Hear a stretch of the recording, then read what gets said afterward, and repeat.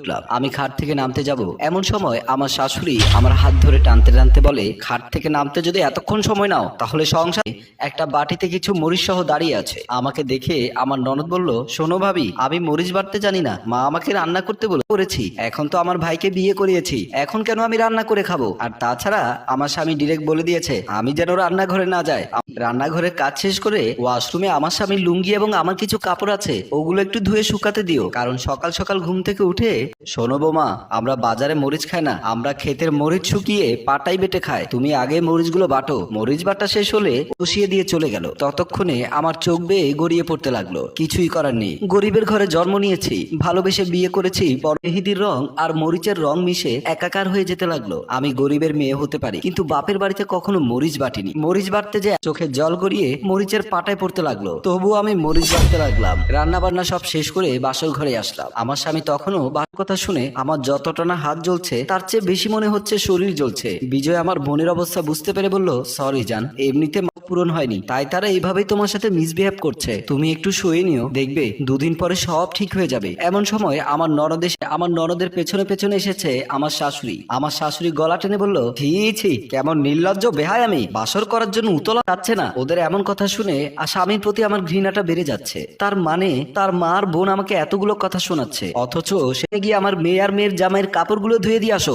বলেই আমার শাশুড়ি চুলের মুঠি ধরে বাসর ঘর থেকে আমাকে বের করে আনলো। বাথরুমে ঢুকিয়ে দিয়ে দিতে লাগলাম আর কাঁদতে লাগলাম। মনে মনে ভাবলাম, আমার সাথে এসব কি হচ্ছে? প্রতিটি মানুষের জীবনে বাসর রাত নাকি শ্রেষ্ঠ রাত, কিন্তু আমার বাসর কপালে। আমি কাঁদতে লাগলাম আর আমার ননদ ও তার জামাইয়ের কাপড়গুলো ধুতে লাগলাম। আমার চোখ দিয়ে এত বেশি জল ঝরছে যে মনে হচ্ছে চোখে কপালে আছে তা একমাত্র আল্লাহই জানে। কাপড়গুলো ধোয়া শেষ করে আবারও আমি বাসর ঘরে আসলাম। দেখলাম বিজয় তখনও বাসর ঘরে জল রেখে কাঁদতে লাগলাম। বিজয় আমাকে সান্ত্বনা দিয়ে বলল, কয়েকটা দিন যাক, সব ঠিক হয়ে যাবে। আমি বললাম, আমার কত স্বপ্ন ছিল বাসর ঘরে বসি, তোমার মা এসে বলবে আমার ছেলের পছন্দ আছে, লাল টুকটুকে একটা লক্ষ্মী বউ আমার ছেলের ঘরে এনেছে। তোমার বোন এসে বলবে। ওরা আমাকে বলল, দেখো মিম, ছোটবেলায় বাবা মারা যাওয়ার পর থেকে মা আমাদের দুই ভাই বোনকে কোলে পিঠে করে মানুষ করেছে।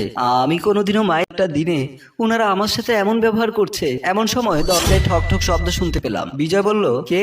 দরজার ওপাশ থেকে আমার সামনে হয়ে তাহলে গতবারের মতো চুলের মুঠি ধরে বের করবে। বিজয় উঠতে চাইলে আমি তাকে উঠতে না দিয়ে নিজে এসে দরজা খুলে বের হলাম।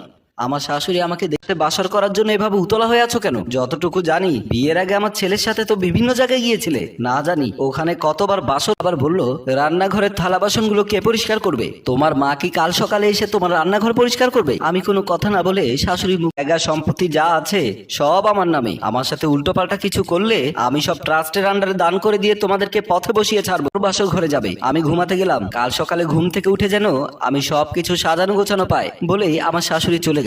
আমি নিরুপায় করতে করতে কখন যে আমার চোখের জল শুকিয়ে গেছে সেটা আমি খেয়াল করিনি। হাতের দিকে তাকিয়ে দেখি নতুন মেহেদির রঙও একদিনে হাত থেকে উড়ল। উনারাও এত বড় বাড়িতে সম্বন্ধ করতে চায়নি। আমাদের এই সমাজ প্রেমের বিয়েকে স্বীকৃতি দেয় না। অনেক ত্যাগ এবং যুদ্ধের ফলে কিছু কিছু ফ্যামিলি।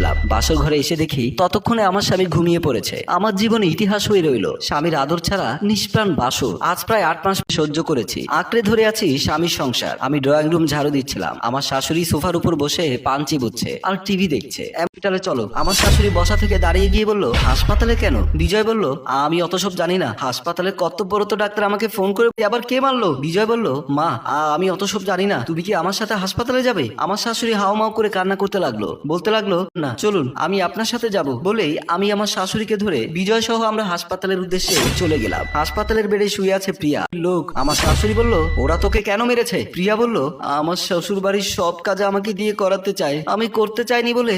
এক পর্যায়ে আমার শাশুড়ি আমার দিকে তাকিয়ে বলল, বৌমা আমাকে ক্ষমা করে দিও, আমি তোমাকে কখনোই আমার নিজের মেয়ে মতো মনে করতে পেরেছি। ছেলের বউকে কখনো ছেলের বউ ভাবা উচিত নয়, তাকে নিজের মেয়ে ভাবা উচিত।